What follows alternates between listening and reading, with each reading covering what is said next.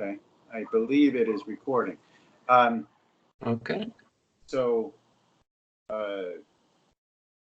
this is me speaking with Beppe Manca, who's a good buddy of mine, who's a fantastic coach or uh, therapist or counselor. Um, and today we're getting together really to talk about creating safety in the context of a coaching relationship. And to give a little context to this conversation, uh, in many ways, this has grown out of conversations that Beppe and I have on a regular basis. And we thought it would be nice to capture some of this. So we're going to see where it goes. Okay. So Okay. welcome, Beppe. Hi. So before we started recording, you and I started talking about safety and what that means in the context of a therapeutic or coaching relationship. And so why don't we take a few minutes and talk about different types or what we both have in mind for this. Yeah. So in general, basically, the idea of safety, however we approached, is the aim to create the conditions so that the client feels comfortable saying as much as possible or as much as is needed for the work and the process. And so in terms of how to create that situation is at first actually just say very clear and simple that there is no pressure and there is no obligation in what the client wants to say or wants to keep even a secret. Anyway, just to be comfortable with whatever is brought up. This is in the frame of welcoming a client for the first time, where of course is bringing in my personal practice of kindness and you know and preparing myself to step in that place where I don't judge and also warming up that part of me that wants to help and wants to take care and you know and doing that in the most gentle way. So in fact, the first question is like asking the client to, if he or she doesn't mind to begin to talk in any way why he or she is there and what is relevant to the work that we're going to do together. And that being just the first step or a beginning, and then we'll take it from there and we explore certain options and possibility. We might go through certain processes, whether it's NLP or whether is we can use some trance work, we can use some brain spot activities, and in any case or every time I resort to use one of those things, I will first of all introduce what's about, why is I believe is useful for, and always put in the conditions that we can interrupt and we can stop at any time any uneasiness come about or there is some resistance coming out. So we work with that, we go along with that, and there is no obligation or pressure of having to do or to say anything that it feels not safe to bring about. Yeah. So let's perhaps unpack some of those. And I think the first thing that you're reminding me of in my work is really those first few moments in setting a frame and saying explicitly that a person can share whatever they want and they can feel free to not share and and saying explicitly that it's a confidential relationship. I think it's useful to say that. Absolutely, yes.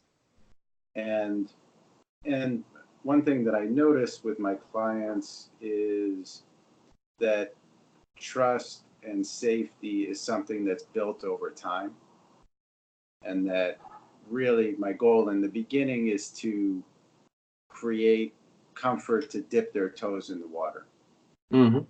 and so that they can have an experience that they can share something, and that nothing bad will happen, and that it's welcomed, right? It's welcome in the room. So yeah, I think those first moments are really useful in that respect, and also that there's a sense of teamwork, Mm-hmm. and that that I'm going to be willing to open up to a certain degree, as a demonstration also that I'm part of that team and that sort of bond. Um,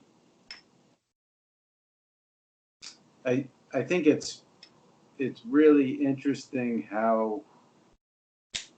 uh, how we react or don't react to what a client might say, and Yeah. and not being shocked. You know. No, uh, yeah, that's true, and it's good to have to be aware that I have a pretty strong stomach to digest mhm. a number of things, and and then also there are the things that we say to encourage safety, and there are the things that we do, which is especially quintessential is the our commitment and our practice to fully and completely listen to what a person has to say, and and also kind of feed them back with what they said to make sure that it's fully understood. But especially that sense of deep listening, so that they feel accompanied.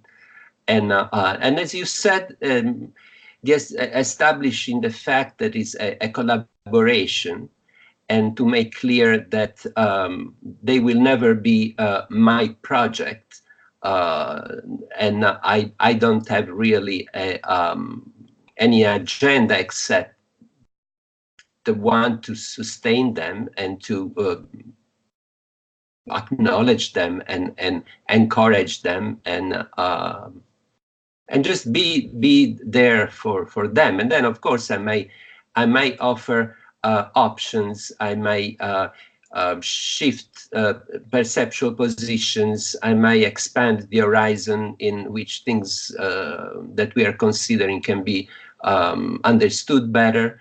Um, and it's basically in the work together, taking a magnifying glass and just enlarge everything that is brought up to see what else is in there, and how deep can we go into details, so that things they appear clearer, and they actually we might discover things that were never considered before, and Mhm. see how those new things can change the situation.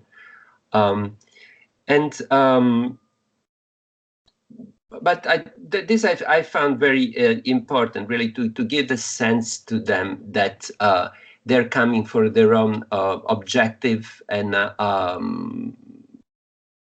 and and that's the aim, and then also bringing the idea that nothing that is said or nothing that has been thought before is irreversible, and that we can use flexibility to explore things until something that feels congenial and resonating and comfortable is found, and then we can take step into it. And especially important, I find, the fact of not asking them to take steps longer than their legs, so they feel that they're not going to fall down, or they're not going to pull a muscle, and it's just offering them occasions so that they can proceed on doing something and have the feeling of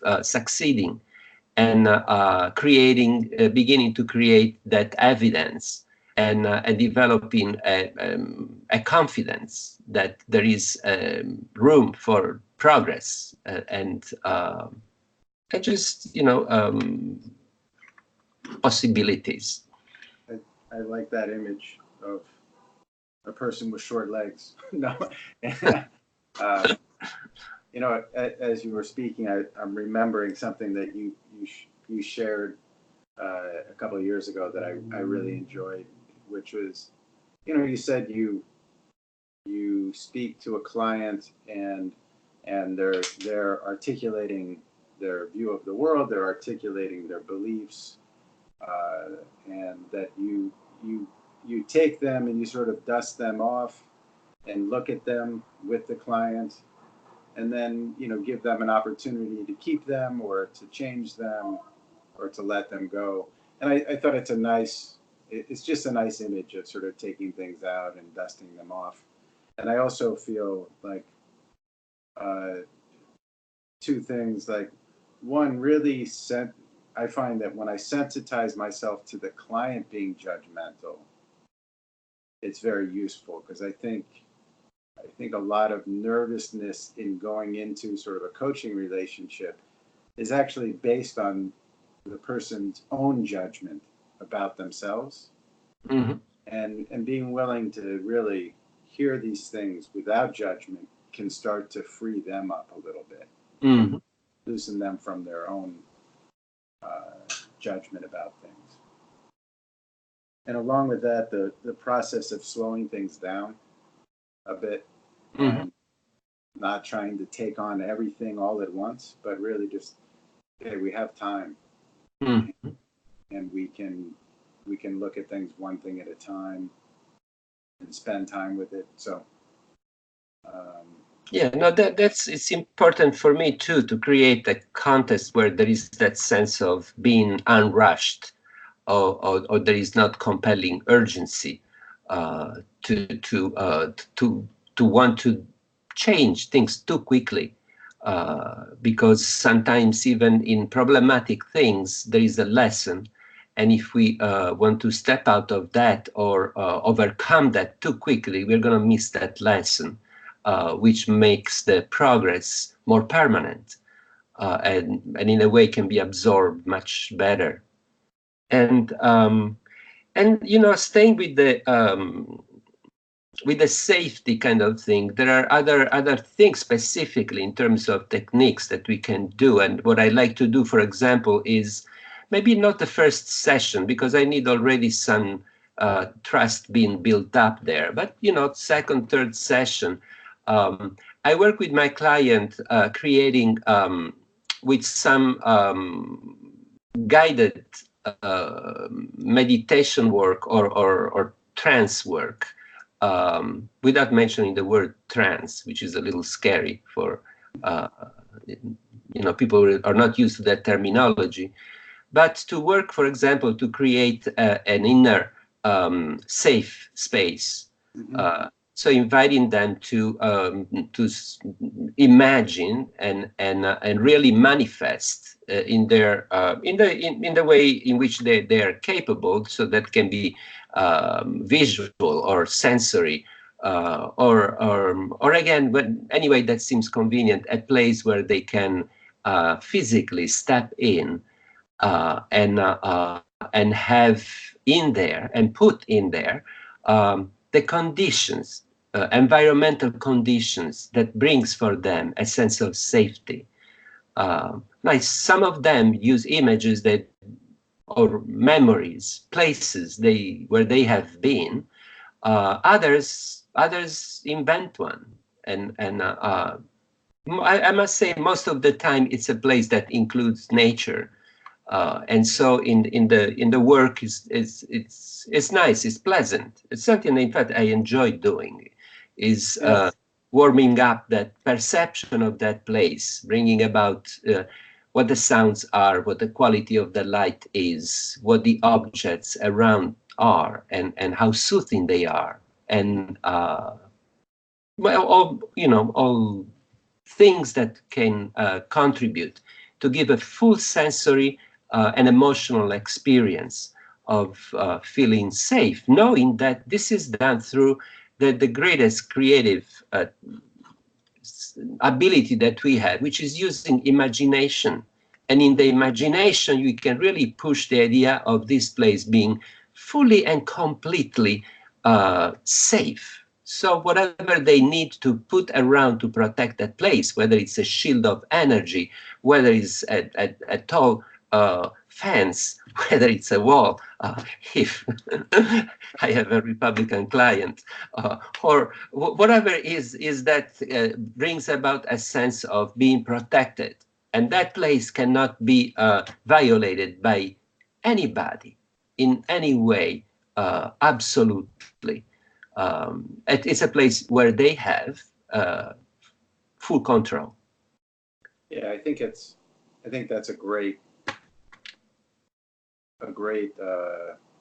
technique or approach in the beginning, uh, is to get,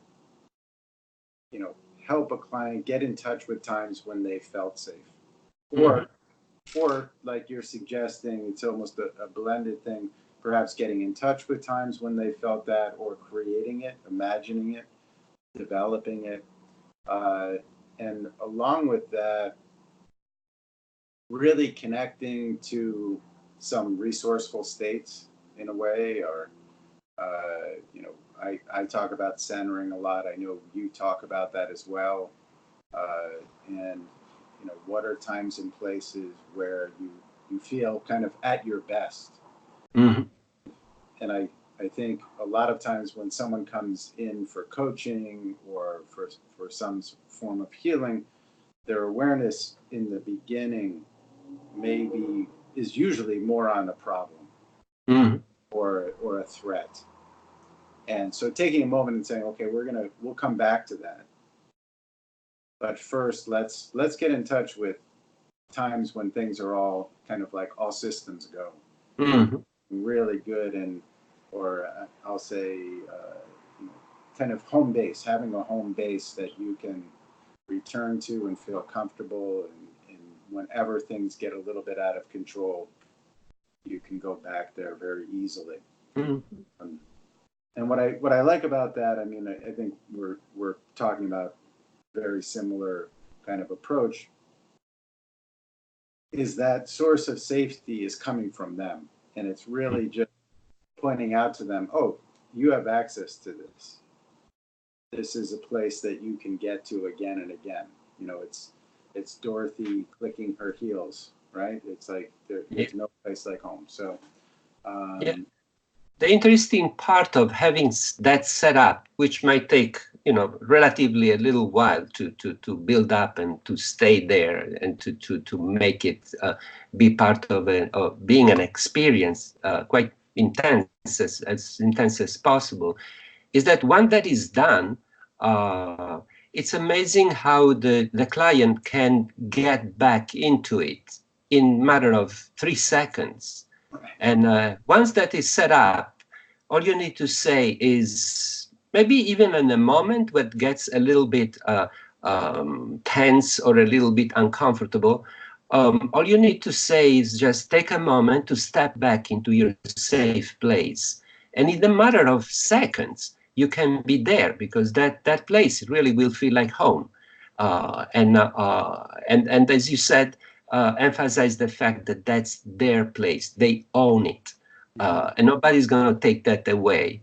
And it's a great way also sometimes to finish up a session, to take at the end a few moments in which, before they go, they can spend a little time there, and basically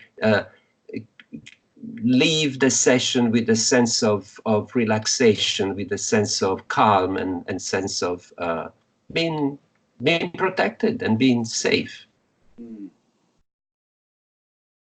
and it's nice. I mean, at the tail end of the session, to end with a sense of, like you said, safety, or that perhaps something meaningful was accomplished or realized. So that's nice to visit, I think, in those last moments of a session. Yeah. And in Um, any time also when sometimes the session they kind of stretch and you face certain kind of issues or certain kind of problems or whether it's being stuck or being nervous or being emotionally triggered or so. And sometimes we can handle and bring the session to a full circle at the end. But sometimes in the midst of the work, you get to a point and, the clock ticks and you have to close the session, and you don't want to leave your client or triggered and upset.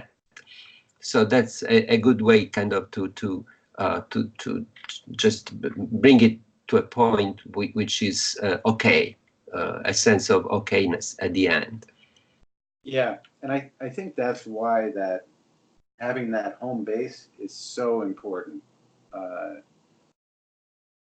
because, like you're saying, you may not get to the end of a complete piece of work or resolving a complex issue in the space of one session, and that makes all the sense in the world, right?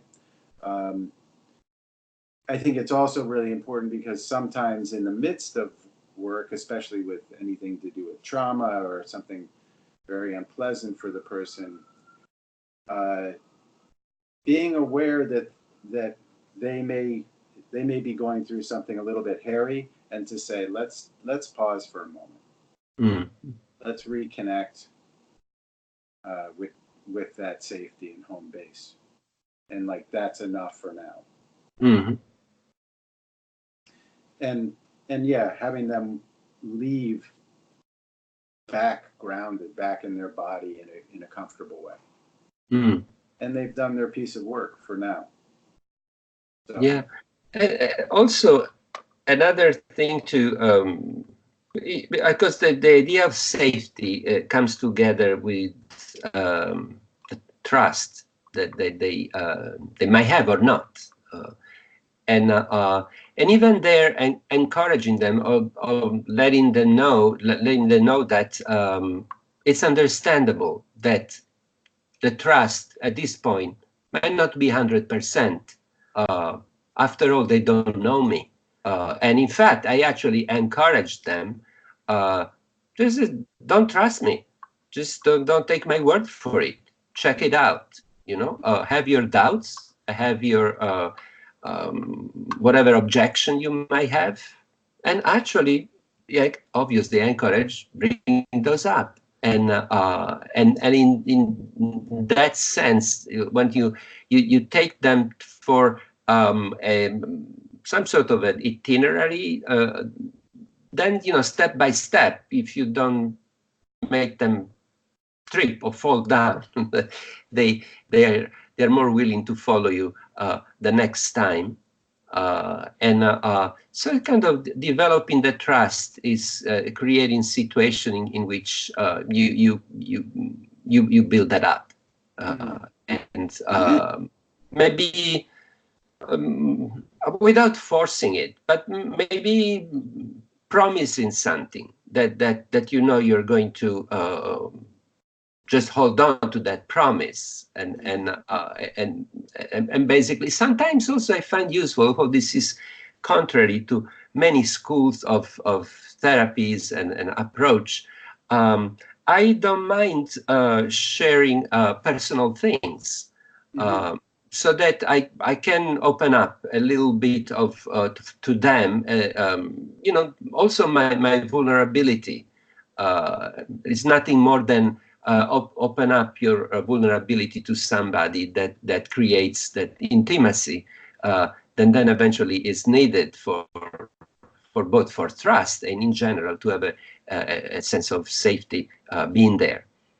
So as long as I'm not bringing up things to boast anything that I have done, but Right. actually if I bring something is mostly things that maybe I have had problems or I failed at, and I can suggest a model in which I overcame certain kind of things. And again, not to emphasize how great I was to overcome certain things, but to making sure that what I want to show is that that is possible and that can be done.